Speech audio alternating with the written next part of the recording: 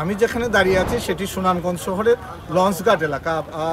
দেখতেই পাচ্ছেন যে এর পাশ দিয়ে সুরমা নদী প্রবাহিত হচ্ছে এবং এটি সুরমা নদীর লঞ্চঘাটের যে এলাকাটি সেটি সুরমা নদীর পাড়ের একেবারে টইটুম্বুর অবস্থা। এই পাড়ে কিছুটা পানি দেখা যাচ্ছে এবং এটি সুরমা নদীর প্রায় সবকটি এলাকায় পানি বিপদসীমার উপর দিয়ে প্রবাহিত হচ্ছে, অর্থাৎ 3 সেন্টিমিটার বিপদসীমার উপর দিয়ে প্রবাহিত হচ্ছে। পানি উন্নয়ন বোর্ড যেটি জানিয়েছে যে বিপদসীমা সুরমা কুশিয়ারার পানি বিপদসীমা অতিক্রম করে কোনো পয়েন্টে পানি নিম্নাঞ্চলে প্রবেশ করতে পারে এবং সেটি বন্যা পরিস্থিতি তৈরি করতে পারে। আবহাওয়া অফিস থেকে যেটি জানানো হয়েছে, সিলেটের আবহাওয়া অফিস থেকে তারা বলেছেন যে আগামী 72 ঘন্টা ভারী বৃষ্টিপাত হতে পারে এবং এটি আরও 5 দিন সেটি কন্টিনিউ করতে পারে এবং যদি এইভাবে পরিস্থিতি থাকে তাহলে পানি উন্নয়ন বোর্ড যেটি বলেছে যে স্বল্পমেয়াদী বন্যা পরিস্থিতি তৈরি হতে পারে এবং এই জন্য লোকজনকে আগাম প্রস্তুতি নেওয়ার কথাও তারা